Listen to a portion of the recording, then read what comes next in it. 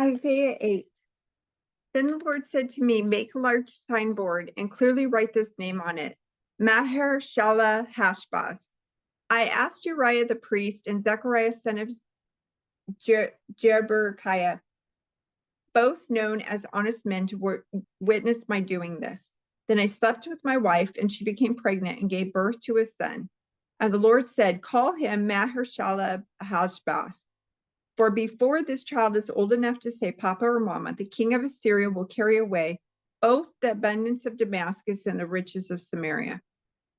Then the Lord spoke to me and said, my care for the people of Judah is like the gently flowing waters of Shiloah, but they have rejected it.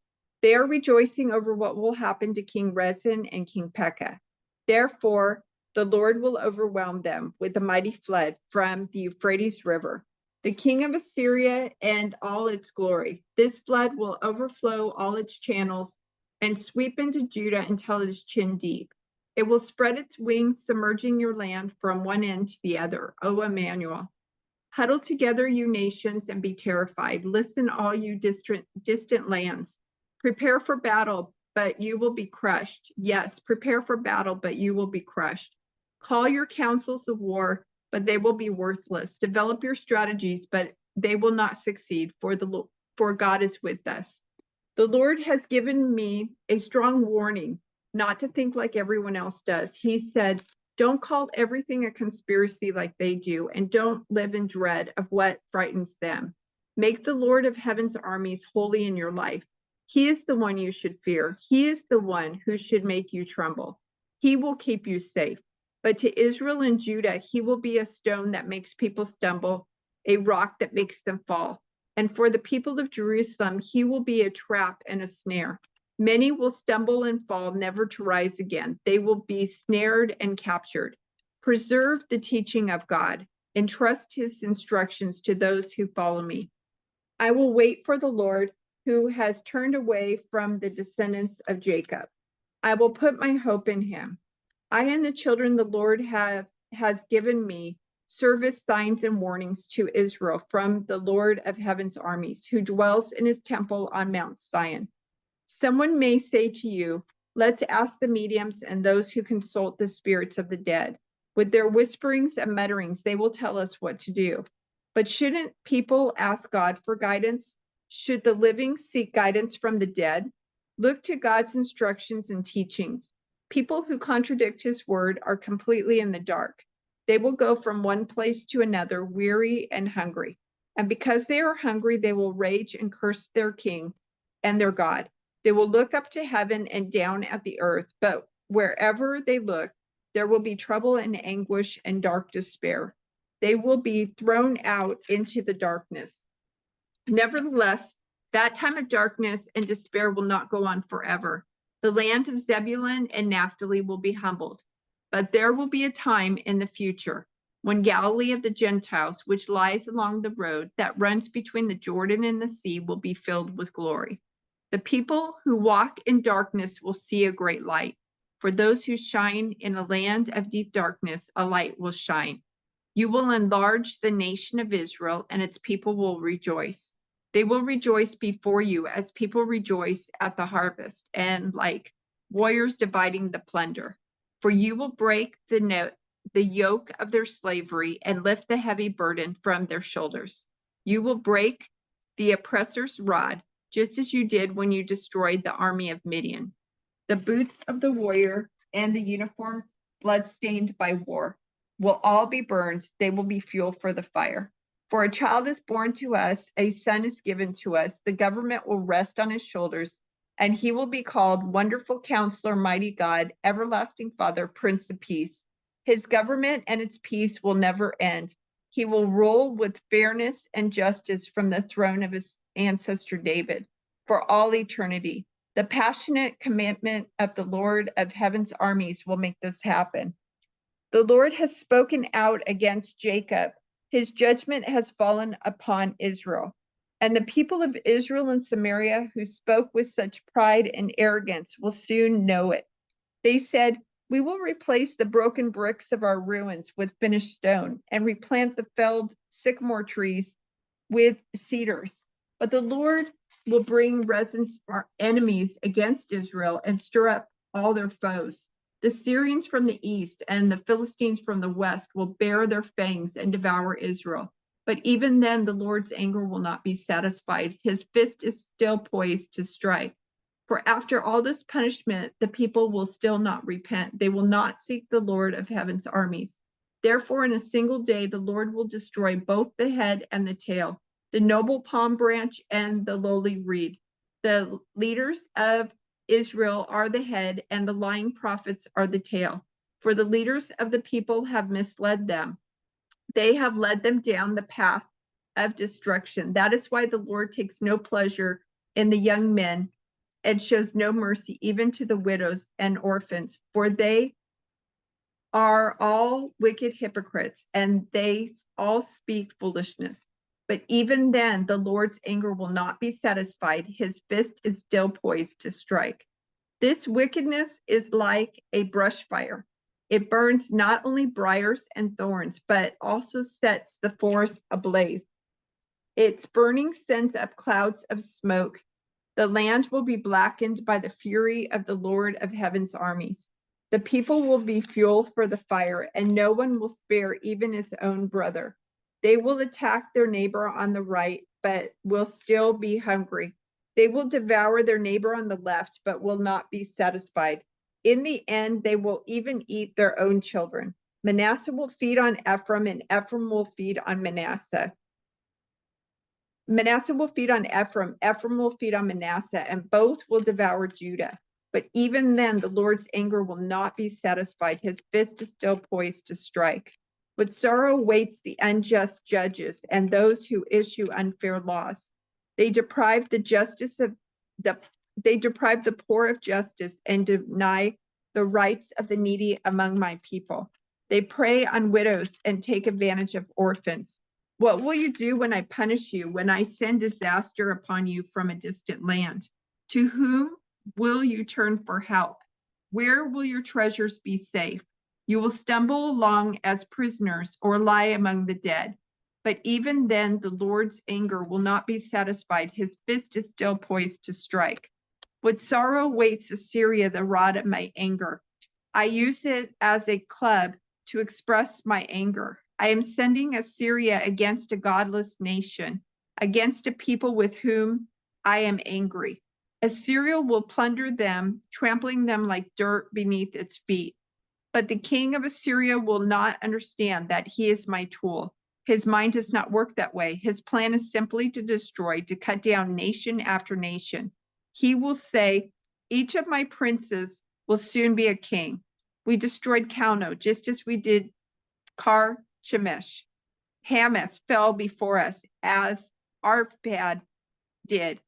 And we destroyed Samaria, just as we did Damascus. Yes, we have finished off many a kingdom whose gods were greater than those in Jerusalem and Samaria. So we will defeat Jerusalem and her gods, just as we destroyed Samaria with hers.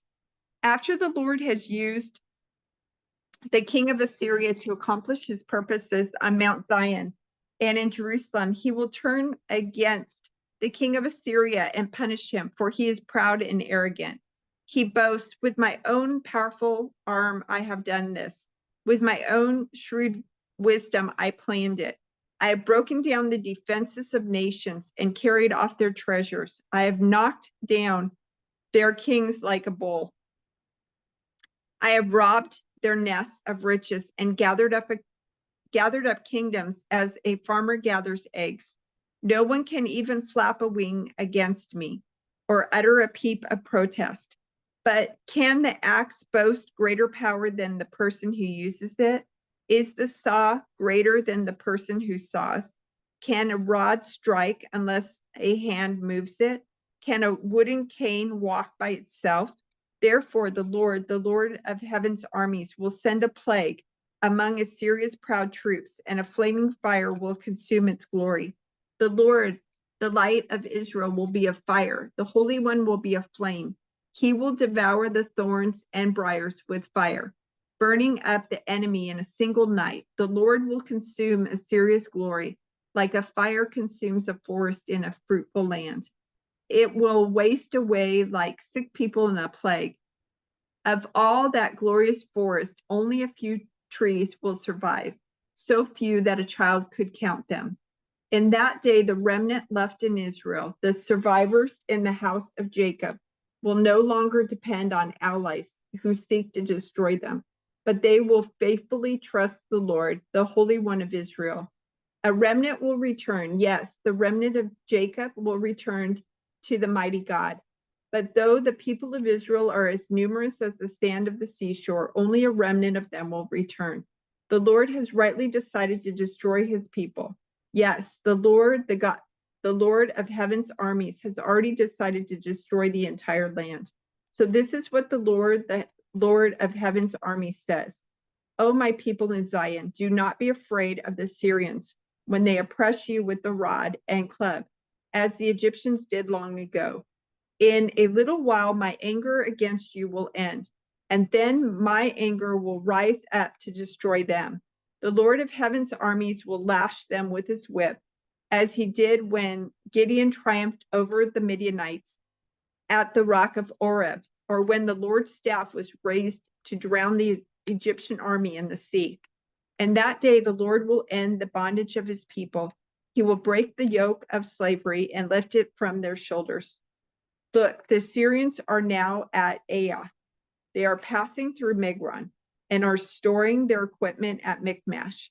They are crossing the pass and are camping at Geba. Fear strikes the town of Ramah.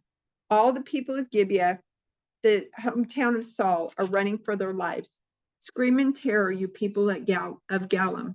Shout out a warning to Laisha. Oh, poor Anathoth. There go the people of Madmanan, all fleeing. The citizens of Gebim are trying to hide. The enemy stops at Nob for the rest of that day. He shakes his fist at beautiful Mount Zion, the mountain of Jerusalem. But look, the Lord of heaven's armies, will chop down the mighty tree of Assyria with great power. He will cut down the proud. That lofty tree will be brought down. He will cut down the forest trees with an axe. Lebanon will fall to the mighty one. Out of the stump of David's family will grow a shoot, yes, a new branch bearing fruit from the old root. And the Spirit of the Lord will rest on him, the Spirit of wisdom and understanding, the Spirit of counsel and might, the Spirit of knowledge and the fear of the Lord. He will delight in obeying the Lord. He will not judge by appearance nor make a decision based on hearsay. He will give justice to the poor and make fair decisions for the exploited. The earth will shake at the force of his word, and one breath from his mouth will destroy the wicked. He will wear righteousness like a belt and truth like an undergarment. In that day, the wolf and the lamb will live together. The leopard will lie down with the baby goat. The calf and the yearling will be safe with the lion, and a little child will lead them all. The cow will graze near the bear. The cub and the calf will lie down together. The lion will eat hay like a cow. The baby will play safely near the hole of a cobra. Yes, a little child will put its hand in the nest of deadly snakes without harm. Nothing will hurt or destroy in all my holy mountain. For as the waters fill the sea, so the earth will be filled with people who know the Lord. In that day, the heir to David's throne will be a banner of salvation to all the world. The nations will rally to him, and the land where he lives will be a glorious place. In that day, the Lord will reach out his hand a second time to bring back the remnant of his people, those who remain in Assyria and northern Egypt, in southern Egypt, Ethiopia, and Elam, in Babylonia, Hamath, and all the distant coastlands. He will raise a flag among the nations and assemble the exiles of Israel. He will gather the scattered people of Judah from the ends of the earth. Then at last, the jealousy between Israel and Judah will end. They will not be rivals anymore. They will join forces to swoop down on Philistia to the west Together they will attack and plunder the nations to the east. They will occupy the lands of Edom and Moab, and Ammon will obey them. The Lord will make a dry path through the gulf of the Red Sea. He will wave his hand over the Euphrates River, sending a mighty wind to divide it into 7 streams, so it can easily be crossed on foot. He will make a highway for the remnant of his people, the remnant coming from Assyria, just as he did for Israel long ago when they returned from Egypt.